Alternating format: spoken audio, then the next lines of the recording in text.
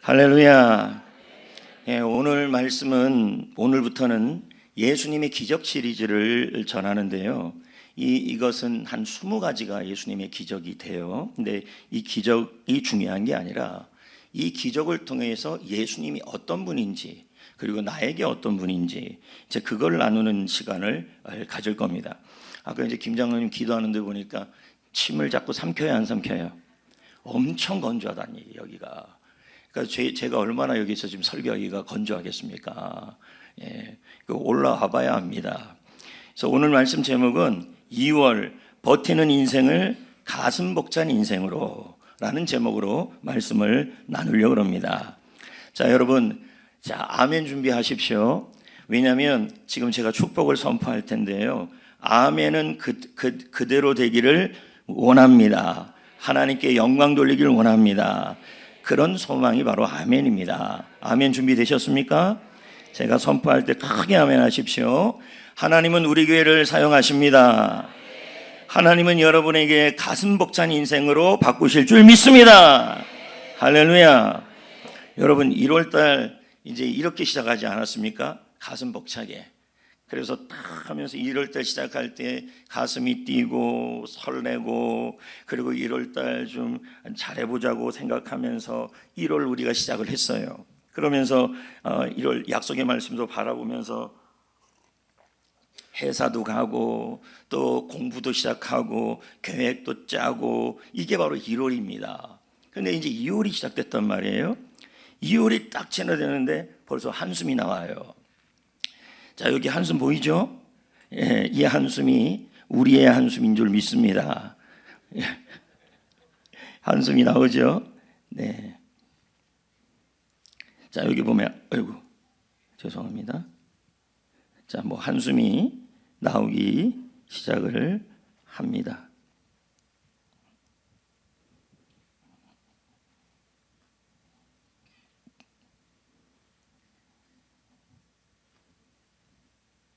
한숨이 나와요. 2월달이 딱 되면서 직장에 갔는데 1월달은 좀 이렇게 좀 살아보기로 계획을 했는데 2월달에 직장 갔는데 벌써 한숨이 나와요. 계획대로 잘 안 되고 또 이제 가정에 갔는데 자녀들을 바라보면서도 올해는 좀 잘 좀 하기를 바랬는데도 또 보면은 한숨이 좀 나오고 그리고 또 교회에 와서 예배를 드리는데도 또 한숨이 나오고 또 셀 모임에 갔는데도 어느 순간 또 한숨이 나오고 그래서 2월달 딱 드는 단어가 뭐냐면 이런 마음이 딱 드는 거예요. 그냥 올해도 좀 버텨볼까? 이제 이런 마음이 딱 드는 겁니다. 이게 이제 2월의 우리의 모습이고 또 2월의 모습만이 아니라 우리가 살아갈 때 거의 대부분의 모습을 보면 어느 순간 보면 입에서 나오는 말들이 뭐냐면 좀 버텨볼까? 이제 이런 말들이 나오게 되는 겁니다. 그래서 제가 이렇게 해봤는데요. 버틴다는 단어가 나와요. 그래서 대부분들 보면요. 학생들도 공부할 때 보면 학교에 가면 야 오늘 그냥 버텨보자. 또 직장에 가서 오늘도 버텨보자. 또 오늘도 예배 이렇게 나왔잖아요. 예배에 나와서 오늘도 좀 1시간 버텨보자. 또 셀모임 가서 버텨보자. 사업에 가서도 좀 버텨보자. 이 버텨보자의 가장 중요한 특징이 뭐냐면 하기는 해요. 근데 뭐냐면 의지도 있어요. 근데 기쁨이 없어요. 이게 버티는 거예요. 공부는 해요. 하는데 뭐냐면 기쁨이 없어요. 직장에 갔어요. 하기는 해요. 의지도 있어요. 근데 기쁨이 없어요. 교회에 왔어요. 예배 드려요. 의지도 있어요. 근데 앉아있는데 기쁨이 없어요. 의무감이에요. 의무감. 셀모임에 가요. 의지로 가요. 가는데 거기 오면 즐거움이 없어요. 교회 사역을 해요. 하기는 해요. 의무로 다 해요. 근데 즐거움이 없어요. 사업장에 가요. 사장님으로서 사역을 해요. 열심히는 해요. 의지도 있어요. 근데 한숨만 나와요. 그리고 어떤 기쁨이 없어요. 엄마가 있어요. 아빠가 있어요. 그리고 아빠로서 엄마로서 가장의 무게를 가지고 해요. 의지도 있고 열심히 해요. 근데 버텨요. 근데 자녀를 보고 아빠로서 아내로서 하는데 모두 뭐가 없냐면 이 즐거움이 없는 거예요. 그러면서 입에서 나오는 말이 그냥 버텨보자. 견뎌보자. 이제 이게 나오는 거예요. 그래서 버틴다의 가장 중요한 특징이 뭐냐면 의지는 있고 하기는 하는데 뭐냐 끙끙대요. 근데 보세요. 끙끙대는데 힘이 들어요. 그리고 즐거움이 없어요. 직장에 가요. 앉아서 일은 해요. 하는데 즐거움이 없어요. 그래서 요것만 봐요. 앉자마자 퇴근 시간 몇 시냐? 오늘도 예배 시간에 딱 들어 앉아 있어요. 몇 시에 끝나? 와요. 예배 와야 된다는 의지는 있어요. 앉자마자 기쁨이 없어요. 이게 버틴다는 거예요. 자, 여러분, 우리는 보면 참 버텨요. 이게 나쁘다는 게 아니에요. 오늘 말씀에 등장하는 이 가나의 혼인잔치의 모습이 이와 비슷하기 때문이에요.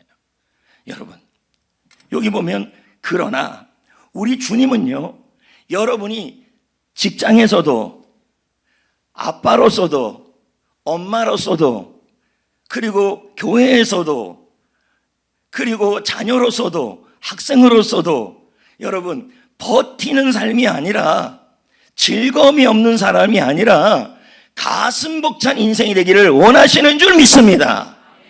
이게 바로 오늘 가나의 혼인잔치의 기적 속에 나타나시는 예수님이 누구신가에 대한 부분입니다.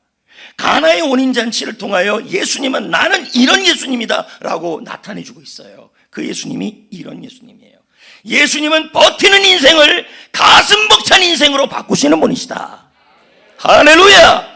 직장 생활을 하고 가정 생활을 하고 아빠가 되고 엄마가 되고 학교 공부를 하고 교회 일을 하고 직분자가 되고 소망자가 되고 다 있는데 뭐냐면 기쁨이 없고 즐거움이 없어요. 직장에 가자마자 뭡니까? 오늘 하루 잘 버텨야지. 즐거움이 없어요. 기쁨이 없어요. 주님은 그런 인생이 아니라 가슴 벅찬 인생이 되기를 원하신다는 얘기죠. 오늘 말씀의 배경이 여기에요. 이 가나. 여러분, 가나 하면 뭐가 생각납니까? 초콜릿. 가나, 초콜릿. 가나, 초콜릿. 또 가나 하면 뭐가 생각납니까? 아프리카 나라.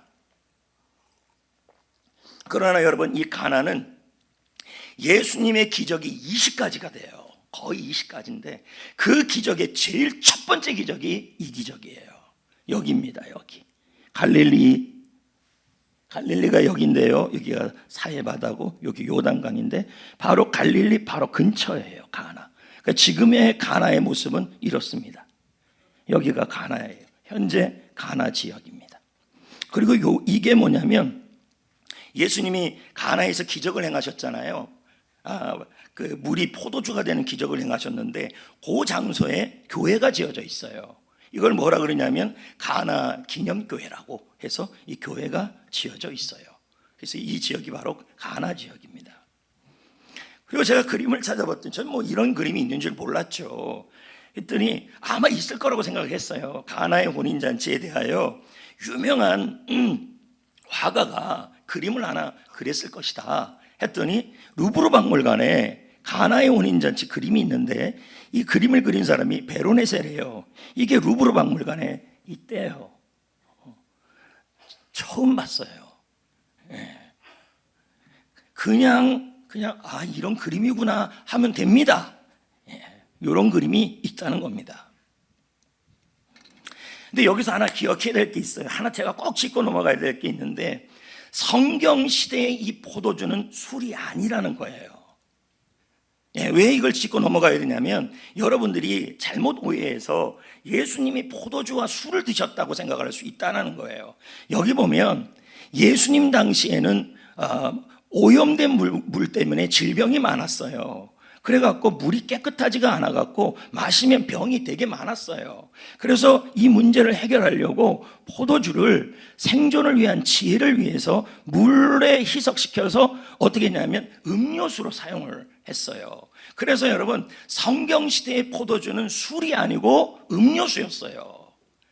자 보세요. 이렇게. 그래서 성경 시대의 포도주는 오늘날 술이 아니다. 아시겠습니까? 그리고 성경 시대의 포도주는 뭐냐면 오늘날 술은 아니지만 거의 이 포도주는 뭐를 상징하냐면 기쁨을 상징해요. 이해됩니까? 네, 이렇게 꼭 이해를 하셔야 합니다. 근데 뭐가 떨어졌다고요? 혼인잔치에 포도주가 떨어졌대요.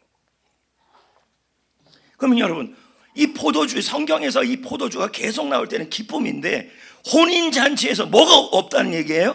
기쁨이 없다는 얘기예요. 지금요 보세요.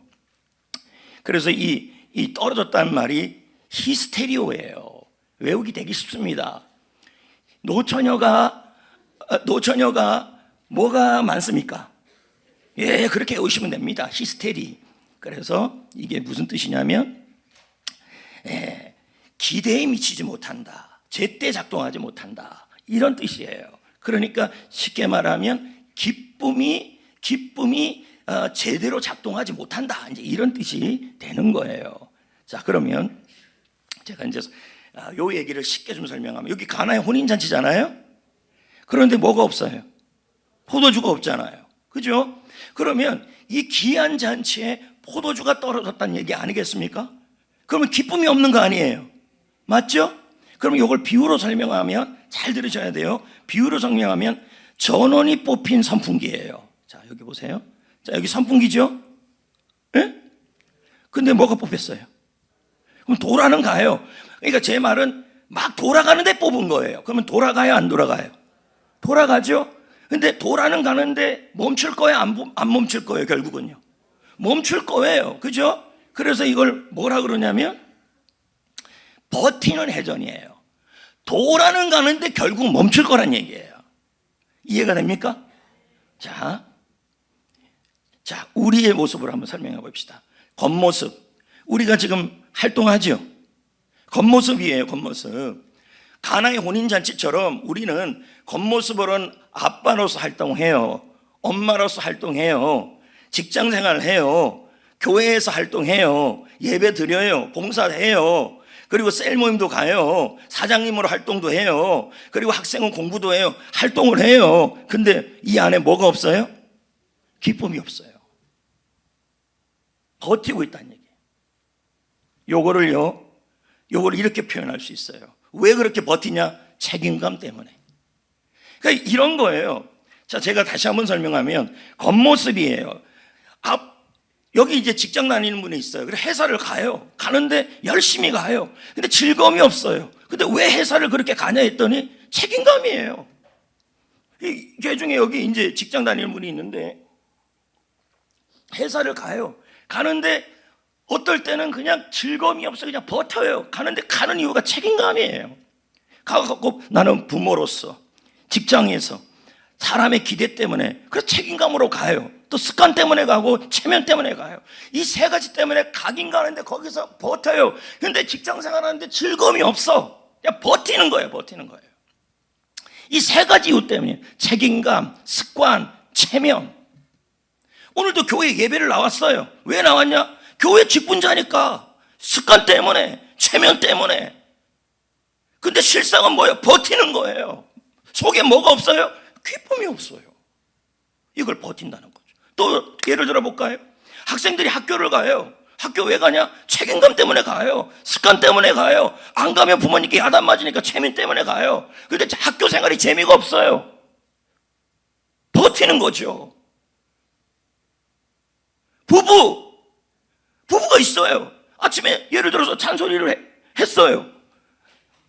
잔소리를 수없이 해요. 그러면서 말합니다. 살아주는 거 고맙다 그래. 그렇게 얘기를 들었어요. 그러면서 버텨요. 왜 버텨요?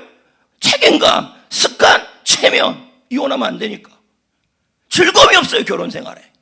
이걸 다 뭐라 그래요? 결혼에 대한 버팀이죠. 그리고 수시로 말해요. 다시 태어나면 당신이랑 결혼 안 한다. 그런 일도 없지만. 이게 뭐예요? 결혼 생활에는 버팀. 수없이 이런 일들이 일어나는 거예요. 셀모임도 마찬가지죠. 셀모임에 가요. 왜 가요? 책임감, 습관. 안 가면 뭐라 그러니까 체면. 근데 셀모임에 대한 즐거움이 없어요. 이 자리에 회사하고 장사하시는 분들이 계세요. 그래서 예를 들어 음식점을 하거나 뭐 슈퍼를 하거나 해요. 하는 이유가 부모이기 때문에, 또 가장이기 때문에, 책임감이에요. 습관 때문에 그냥 일어나니까 그 시간에 일어나서 가요. 또 왜 가요? 여러 가지 체면도 있고 하니까 가요. 근데 가는데 몸도 힘들고 다 힘드니까 뭐예요? 그 속에 뭐가 있어요? 즐거움이 없어요. 버티는 거죠. 이거를 사회학적 용어로 뭐라 그럽니까? 사회학에서 말해, 인문학에서요, 조용한 사직이라 그래요. 제가 찾아보니까 이렇게 나오더라고요. 사회학적 용어로, 인문학적 용어로 조용한 사직이래요. 이 말이 전 맞다고 생각해요. 제가 어떻게 표현해 보냐면 이겁니다. 회사는 떠나지 않아요. 말로 생각하면 학교는 가요. 교회는 다녀요. 이혼은 안 해요. 출근은 해요. 직장은 다녀요. 마음은 떠났어요. 해고 안 달 만큼만 일해요. 열정과 에너지는 이미 사표냈어요. 이걸 뭐라 그래요? 조용한 사직이에요. 그 직장에 가자마자 뭡니까? 지약장에 가자마자 딱 앉아서 딱 시계 봐요. 몇 시에 퇴근하지? 이미 조용한 사직을 한 거예요. 뭡니까? 열정과 에너지는 이미 사표를 낸 거죠. 이걸 사회학에서, 인문학에서 조용한 사직이라고 얘기를 하더라고요. Silent Retired. 안 쓰던 적었으니까 뭐 다 모르니까. 결혼도 마찬가지입니다. 아침에 둘이 결혼 생활을 해요. 같이 있어요. 근데 기쁨이 없어. 밥 안 해줘. 예를 들면요, 열정이 식은 거죠. 조용한 사직. 직장 생활을 갔어요. 직장 생활 딱 가가지고 직장 생활을 딱 갔는데 출근을 했어요. 회사는 떠나지 않아요. 그런데 뭐예요? 사장님 눈치만 딱 봐요. 체면 때문에 사장님 보면은 좀 하고, 사장님이 안 보면 안 하고. 이걸 뭐라 그래요? 이미 뭡니까? 마음은 그만둔 상태. 버티는 회사 생활이에요. 이걸 조용한 사직이라 그러죠. 가나의 혼인잔치 한번 비교해 볼까요? 잔치는 계속되고 있어요. 사람들은 앉아 있어요. 음악 소리는 들려요. 아무 문제는 없어요. 근데 포도주가 없어요. 즐거움이 없다는 거예요. 이걸 뭐라 그래요? 버티는 삶이에요. 우리 주님은 여러분이 버티는 삶이 아니라 즐거움이 들어있는 가슴 벅찬 삶이 되기를 원하시는 분이십니다. 할렐루야! 아멘. 우리가 왜 버티는 삶을 살아야 할까요? 주님은 그렇지가 않아요. 여러분, 우리 삶의 가장 큰 기적은 버티는 삶이 아니라 가슴 벅찬 삶을 살아가는 것이 행복인 줄 믿습니다. 다음 거 잠깐 보여줄까요? 보세요. 직장 생활 하잖아요. 맞죠? 예배도 드리고, 오늘 예배 드리러 왔잖아요. 근데 예배 드릴 때 앉자마자 뭐 하냐면 갈 생각부터 하는 사람들이 있어요. 기쁨이 없는 거죠. 의무감에 앉아 있는 거죠.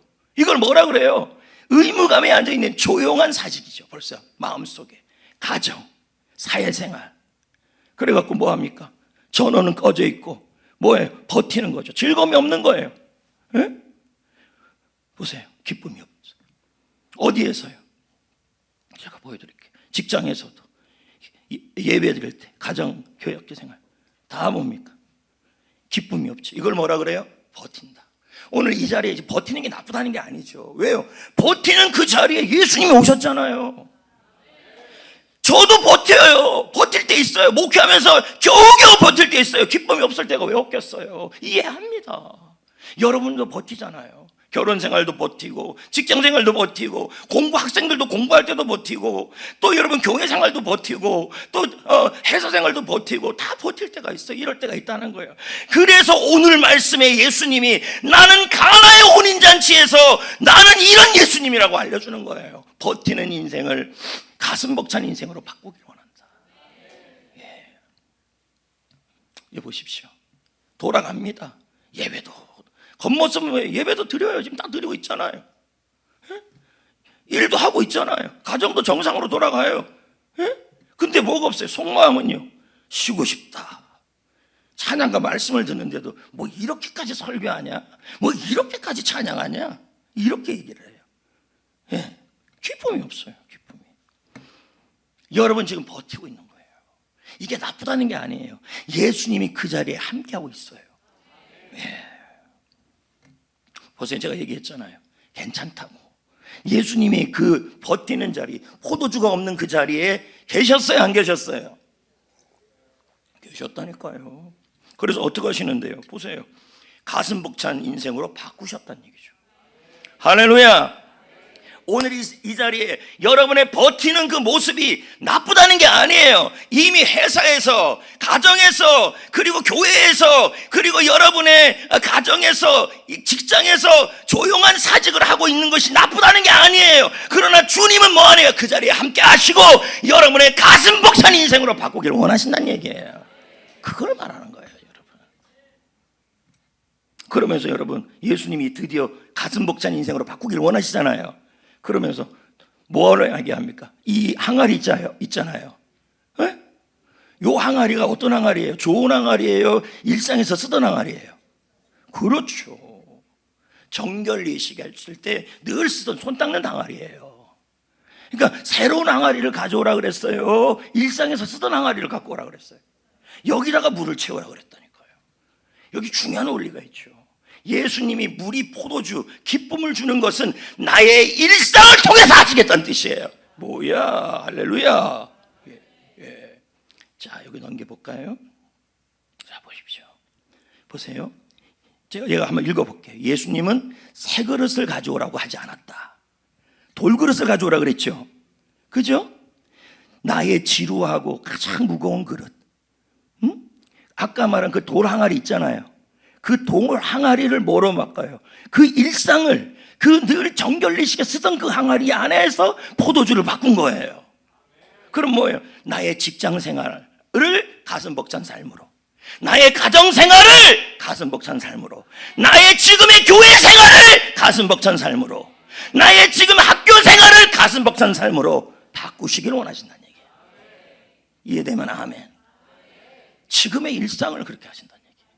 그러니까 뭐 또 다른 일상, 환경을 바꿔서 한다는 게 아니에요. 우리는 그러잖아요. 환경을 바꾸면 하나님이 일하신다. 그게 보세요. 환경을 바꾸면요, 여러분, 새로운 그릇을 갖고 와야죠. 근데 예수님은 어떤 그릇을 갖고 왔어요? 지금 거기서 제일 많이 쓰고 있는 돌 항아리예요.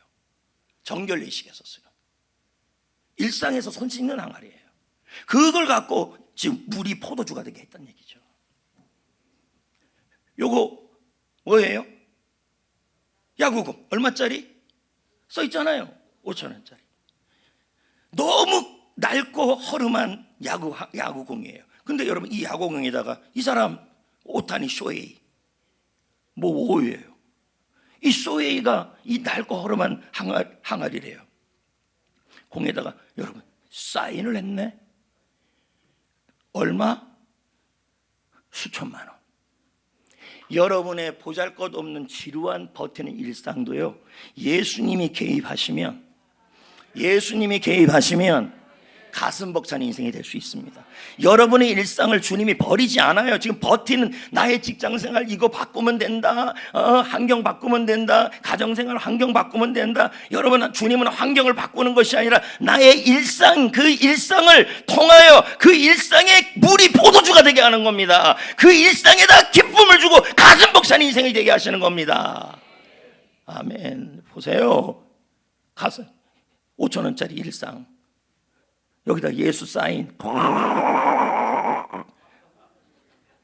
이거 제가 다 만들었어요. 용기총 인공지능 강사, 나 돈 받고 가르칠 겁니다. 2월 힘듭니까? 일상 버티죠. 여기 뭐가요? 기쁨이 빠진 거예요. 교회 와도 기쁨이 없고, 근데 또 의무는 다 안 해. 셀 모임도 가요. 식당 봉사도 해요. 근데 얼굴에 기쁨이 없어.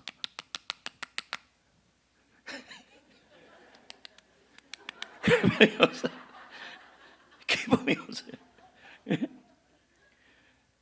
그리고 회사에도 가요. 근데 사장님만 보면은 기쁨이 없네. 기쁨이. 학교에 가요. 공부만 하면 기쁨이 없네. 근데 참 보세요. 이거 다 지금 버리고 싶어요. 그냥 출근도 버리고 싶고, 집안일도 버리고 싶고, 공부도 버리고 싶고. 근데 아니라니까요. 그 일상 안에 주님은 일하신다는 얘기예요. 네, 그 일상 안에서 주님은 뭐예요? 개입하셔서 그 그릇 안에서 주님은 물이 포도주가 되게 하시고, 거기에서 하나님이 가슴 벅찬 인생을 만들어내신다. 예, 그게 주님이 하시는 일이란 얘기예요. 자 보세요. 물이 그 항아리 있었잖아요. 정결 항아리 있죠? 그게 여러분 들어갈 때마다, 집에 들어갈 때마다 그 씻는 항아리예요. 세숫대야. 압니까? 그거예요. 이렇게. 근데 거기다 물 채웠잖아요. 근데 그때 그 물이 뭐로 돼요? 포도주가 됐네. 기쁨이죠. 됐네. 되다. 이게 게게네메논. 바뀌었다. 이게 쉽게 말하면 뭐냐면 쌀이 밥 됐다 이 뜻입니다. 보여줄게요. 밥 됐네. 쌀이 밥이 됐다. 바뀌었다는 얘기입니다. 이렇게 바뀌어질 수 있다는 얘기예요. 우리 주님 일상을. 여러분, 쌀이 맛있어요? 밥이 맛있어요? 밥이 맛있죠. 가슴 벅차게. 쌀을 보면서 어머 맛있다 그럽니까? 밥을 보면서 어머 맛있다 그럽니까? 가슴 벅차게 만들어주신다는 얘기죠. 제가 이 그림 보이시죠? 이거 뱅크시의 그림인데요. 이 그림이 15억짜리입니다. 15억. 예. 근데 이 그림을, 자 여기 보세요. 2018년에 쇼더비에서 낙찰을 받았는데 15억짜리 그림이 갑자기 경매를 하는데 여기 보시는 것처럼 파쇄가 돼버렸어요. 그러면 여러분 그림이 망가진 거 아닙니까? 그런데 나중에 낙찰을 받았는데 300억이 됐네. 말도 안 되죠. 300억. 지금 이렇게 돼버렸어요. 그림이. 왜 그렇게 됐느냐?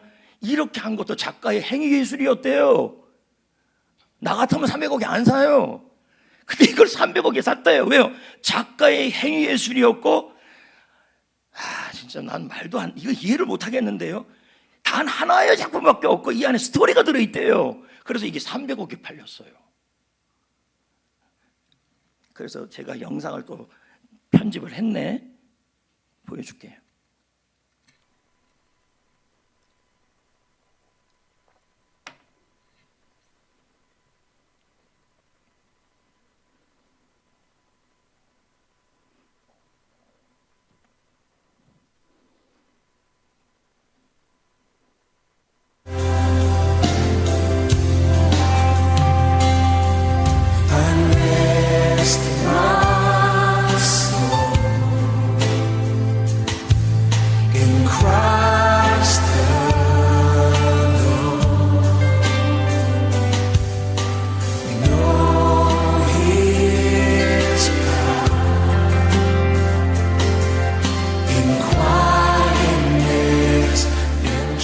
저 그림이 3년이 지난 이후에는 여러분 300억이 됐습니다. 낙찰로. 제가 지금 무슨 얘기를 하는 걸까요, 여러분? 우리의 일상이 저 뱅키시의 작품처럼 산산이 일상에 부서질 수도 있고 찢어질 수도 있고 파괴될 수도 있죠. 그래서 기쁨이 사라질 수도 있죠. 그러나 우리 주님이 손만 대시면 우리 인생은 작품이 될 수도 있고 멋진 인생이 될 수도 있고 가슴 벅찬 인생도 될 수 있다는 얘기입니다. 믿으시면 아멘. 그런데 더 웃기는 건요, 이 포도주가요 가면 갈수록 더 맛있어졌다 그러네요.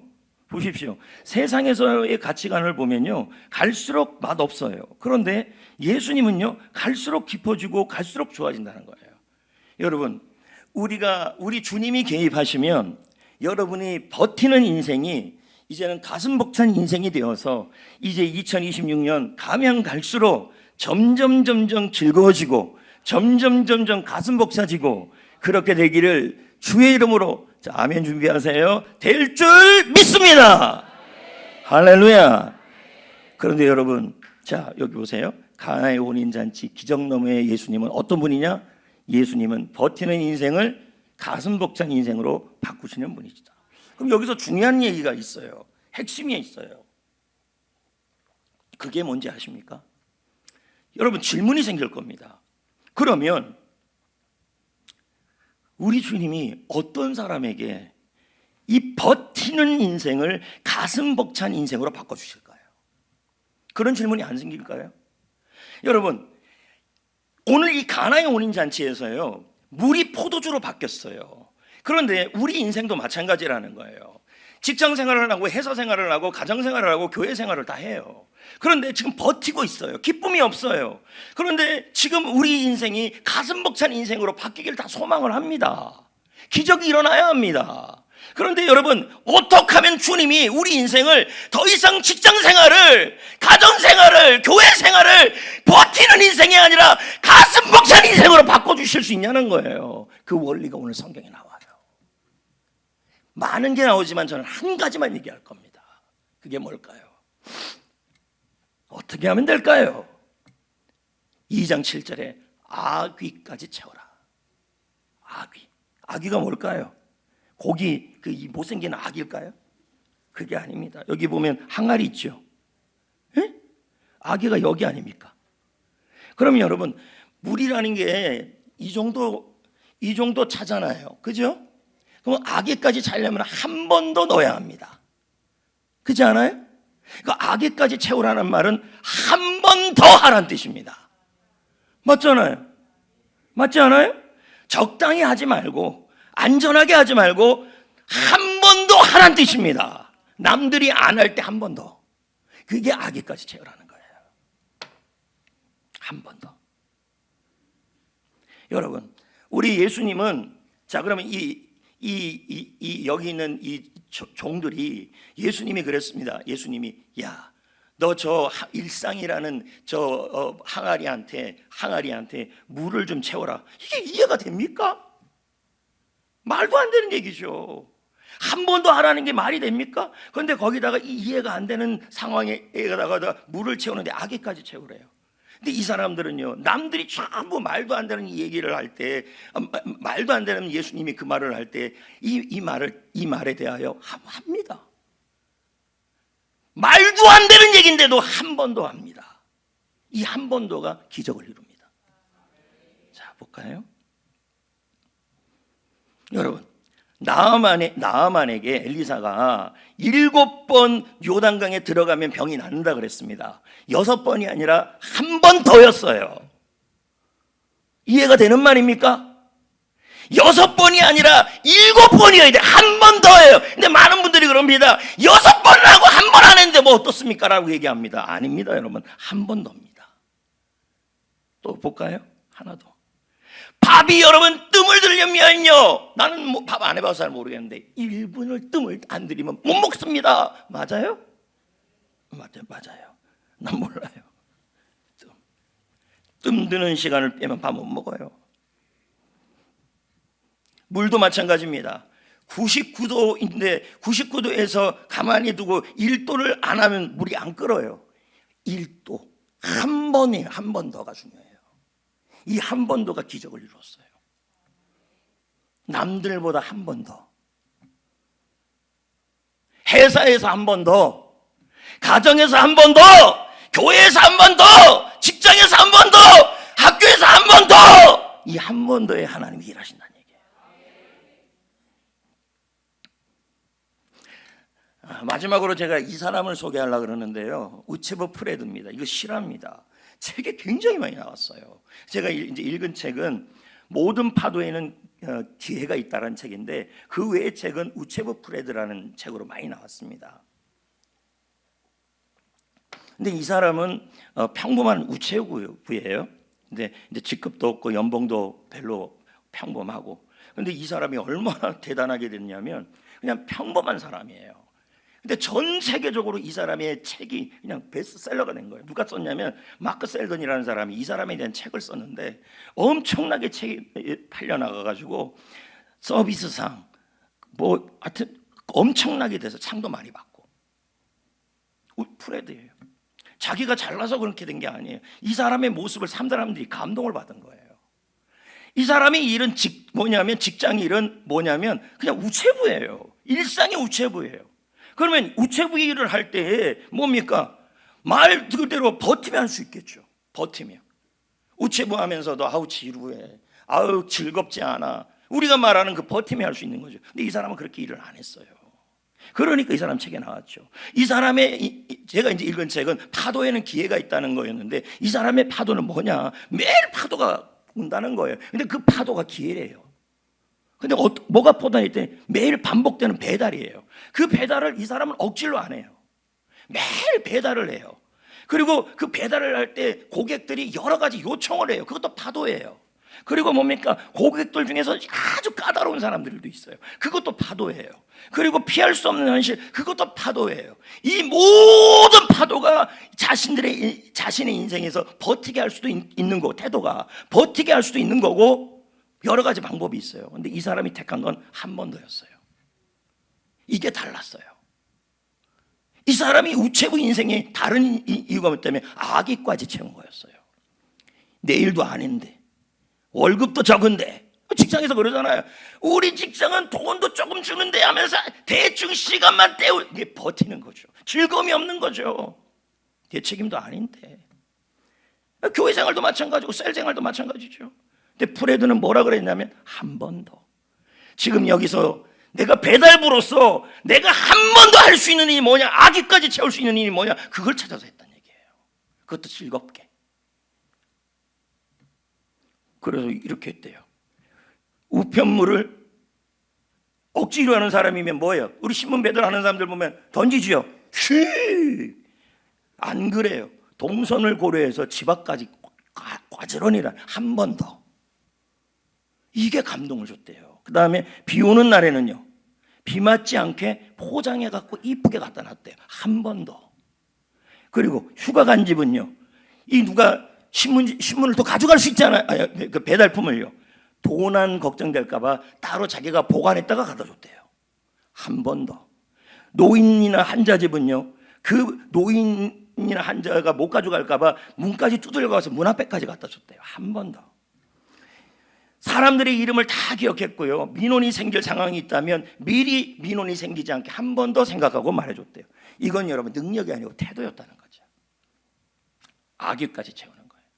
이분은 일을 어떻게 했냐면요, 버티면서 한 게 아니라 어떻게 했냐면 설레면서 한 거예요.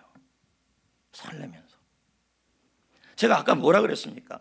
하나님은, 예수님은 버티는 삶을 가슴 벅찬 인생으로 바꾼다. 근데 그 삶이 뭐냐면 나의 일상에서 악의까지 채울 때 그 일을 한다는 거예요. 이해가 안 돼도 한 번 더요. 1%예요. 그 일을 할 때 주님이 기적을 이루었어요. 다음 것도 한번 봅시다. 그래서 기적의 원리가 뭐냐? 파도의 크기 안에 까다로운 사람의 크기, 그리고 매일 배달에 대한 일상, 그게 문제가 아니라 태도가 문제예요. 한 번 더. 그래서 제가 지금 이제 설교를 준비하면서 영상들이 많지가 않아요. 그러니까 다 영상을 지금 제가 다 만들어야 될 상황이에요. 그래서 영상을 만들었어요. 한번 봐봐요.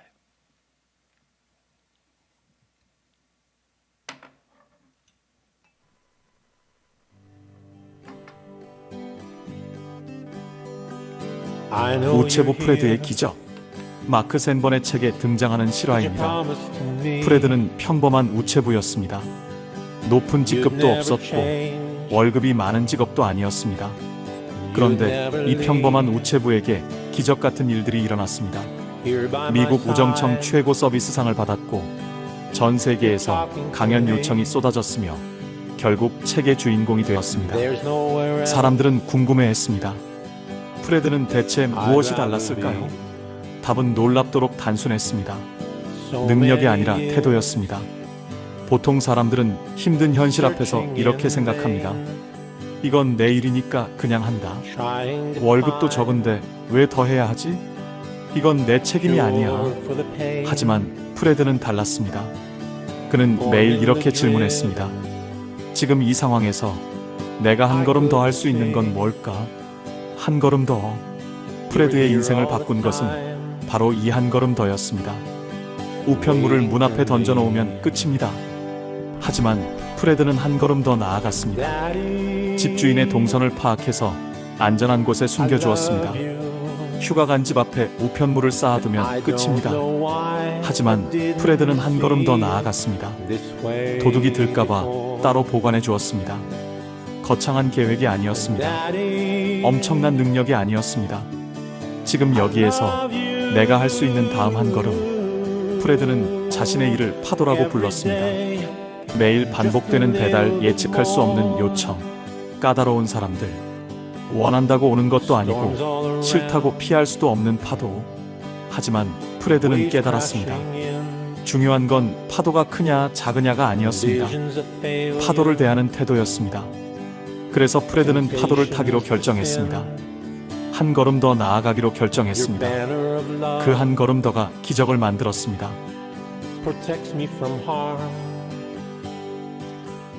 네, 영상은 여기까지입니다. 여러분, 제가 만들었습니다. 뭐 알아달라는 건 아니고 이렇게 열심히 준비한다는 얘기입니다. 여러분 보십시오. 지금 여러분의 지루한 일상들이 있습니다. 그 일상 앞에서 여러분들은 즐거움이 없어요. 기쁨이 없어요. 그러면서 언제 끝나냐, 언제 하냐 하면서 그냥 의무감에서, 여러분 그렇게 해가지고 기적이 일어나지 않습니다. 예수님이 물이 포도주로 바뀌는 그 기적은 아기까지 채우는 한 번 더였습니다. 즐겁게 한 번 더 하셔야 합니다. 누가 하지 말라 그런 것이 이거 좀 목사님이 이거 좀 해주세요가 아니라 즐겁게 말하기도 전에 한 번 더예요. 학교에서도 말하기 전에 한 번 더, 그리고 직장에서도 말하기 전에 한 번 더. 그 한 번 더에 뭐가 일어나냐면 그게 믿음입니다. 그 속에 하나님이 일하시는 거예요.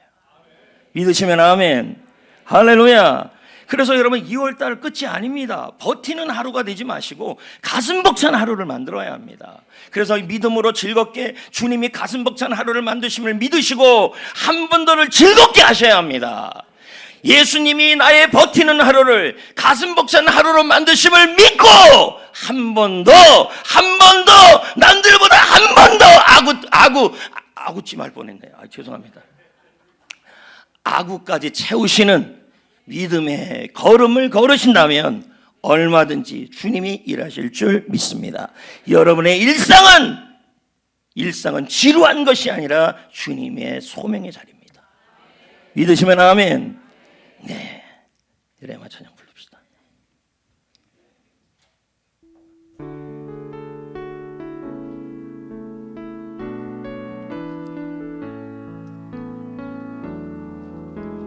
나를 보내사 서게 하신 곳, 가장 귀한 곳이 바로 이곳이라.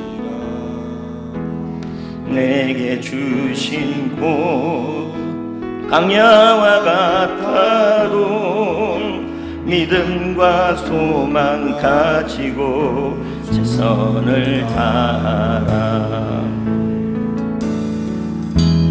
나의 작은 삶 주께 드릴 때 나의 삶을 통해 주 영광 받으리. 내게 맡기신 가장 귀한 이곳 감사와 순종으로 오늘을 살리라.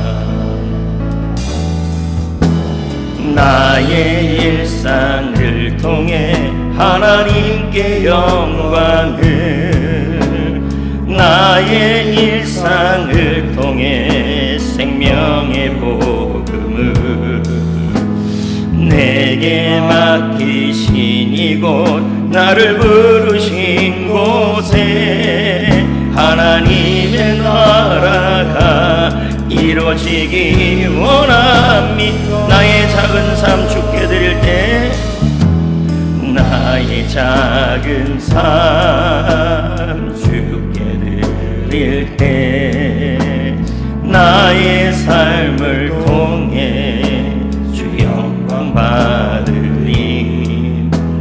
내게 맡기신 가장 귀한 이곳 감사와 순종으로 오늘을 살리라. 나의 일상을 통해 하나님께 영광을, 나의 일상을 통해 생명의 복음을, 내게 맡기신 이곳 나를 부르신 곳에 하나님의 나라가 이루어지길 나의 일상을 통해 하나님께 영광을 나의 일상을 통해 하나님께 영광을 나의 일상을 통해 생명의 복음을